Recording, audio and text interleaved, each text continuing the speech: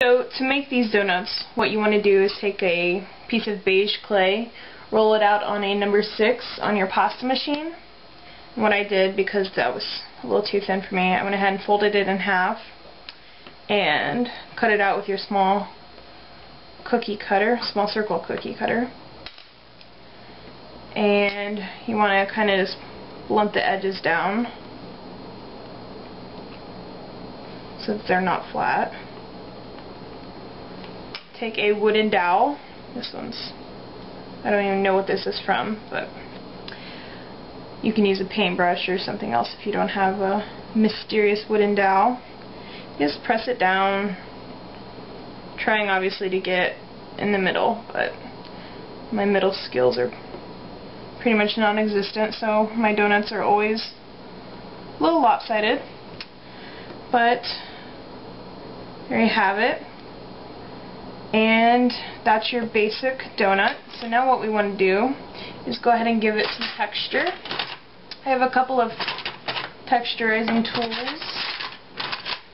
Let me find my other ones. Okay, so here are two of the texturizing tools that I use. This one is a makeup brush or an eyebrow brush, eyelash comb. This one came from, I think, a set I ordered off of eBay for clay. But either works. Sometimes I use a toothbrush, sometimes I use sandpaper, just depending upon what I have on hand. So you're going to just want to go around each one lightly. Just give it some texture. And I'll do that and be right back. Make sure that whenever you are texturizing these, you are getting down on the sides, because that's really the only place you're going to see on these, and it's easy to just go over the top a million times and forget the edges. So this is kind of blunting or making some deep impressions, so I'm just kind of muting them a little bit, I guess. Now, time for some shading, because we want them to look like they've been cooked. So I'm taking a chalk pastel, actually like a yellowish brown color, and an X-Acto knife, and just a cheapy little paintbrush that I got in the kids section at Walmart, I think. And you're going to just go around the sides, not too much.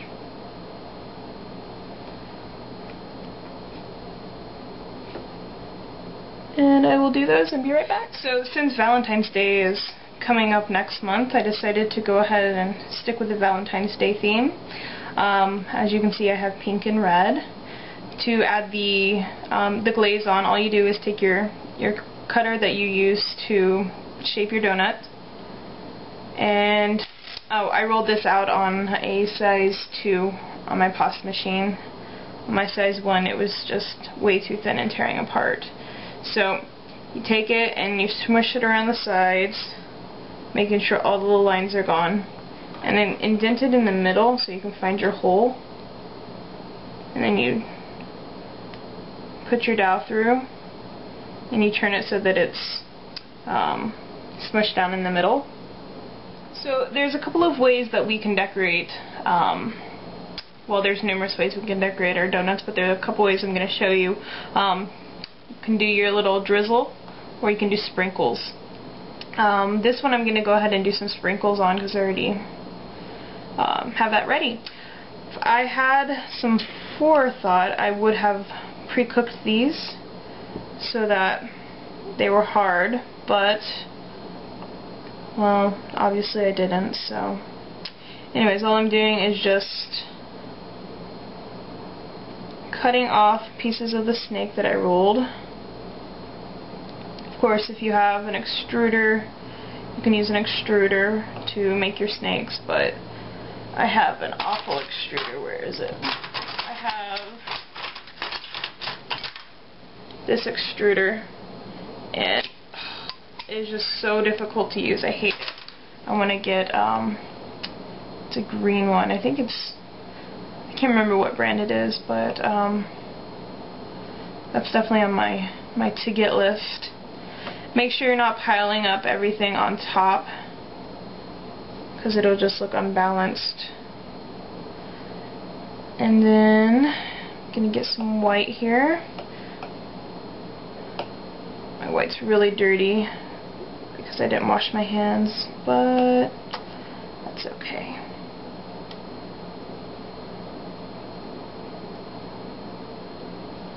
Oh, I don't like that one.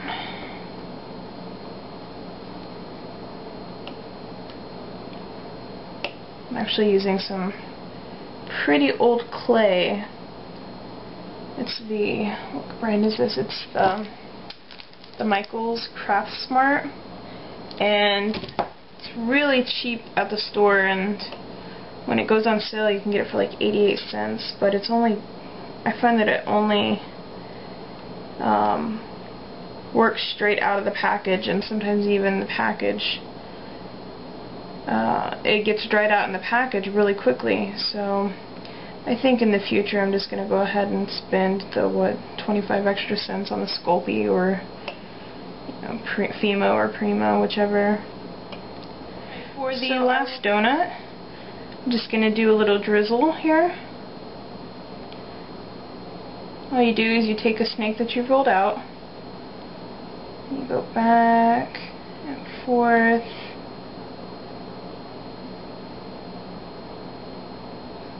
making sure you're pushing it down, and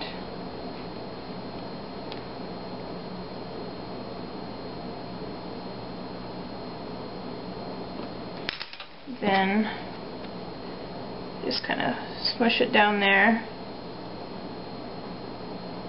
twirl so that it pushes the drizzle down into the hole a little bit, because I don't think just normal donuts would have some drizzle there, defying gravity. To make these into charms, you're going to need an eye pen. Oops. They come just, I think this is, I guess this would be what, 2 inches? And you're going to need some pliers that have little cutters on them. I couldn't find just my regular wire cutters, but these have them right here where you can cut. So you're going to want to cut your eye pin just long enough to go in there. Make sure you hold both sides because it will go flying. And take the end of your eye pin and kind of give it a little hook so that your clay has something to grab onto when it bakes. Just take your charm, decide which way you want it to be up. I think I'm just going to go with that. And I think this is going to be too long. Let's make it a little shorter. You always want to cut too long as opposed to too short. And go ahead and just slide it on in there. Push a little bit of your hook in there and mush your clay around it. So now go ahead and put your charms onto a baking pan, a cookie sheet. I just put some aluminum foil on mine because I still use that for eating, but you should probably have one dedicated solely to cooking polymer clay on. And we're going to cook this, since it's Craft Smart brand, bake at 275 for 15 minutes.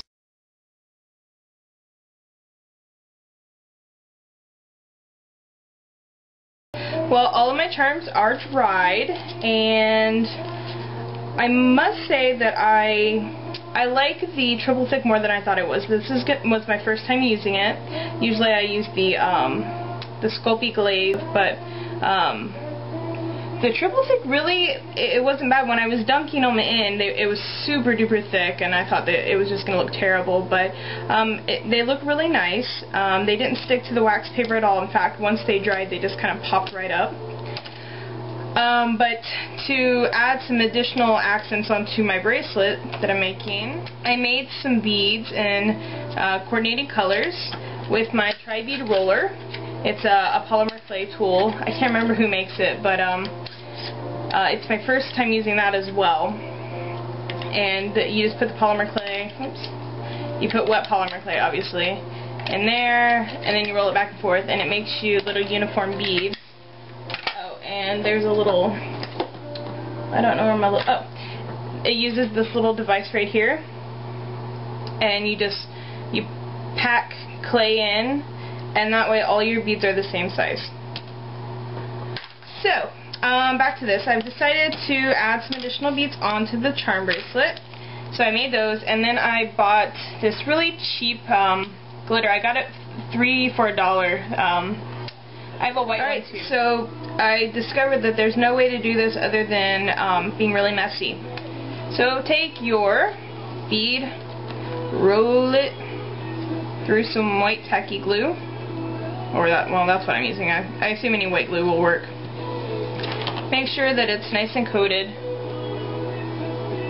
and then roll it through your glitter.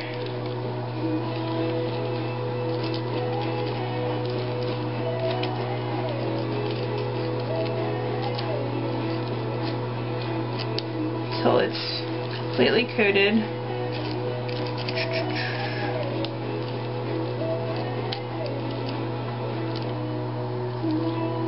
And then grab a piece of your floral wire, find the holes. Where are my holes?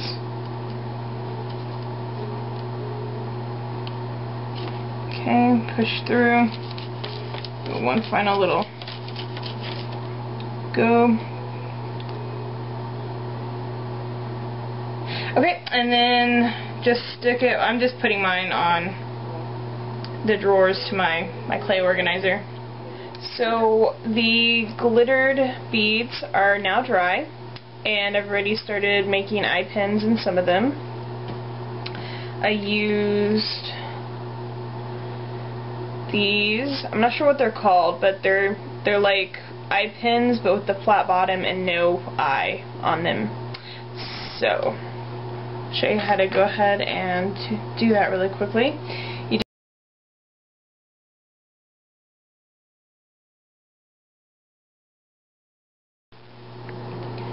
So as you can see, I have already gone ahead and started putting the charms onto the bracelet. There are 28 links on here, so I just did it on every third one, because I have 9 charms, and you can do the math. Obviously, depending on how big your chain is and how many charms you have, it's going to differ about how far you put yours apart. So all I'm doing is just threading the jump ring through the eye, and then on the third one I'm just threading it through, and then I'm just pulling it back out so it'll naturally lay the way it's supposed to.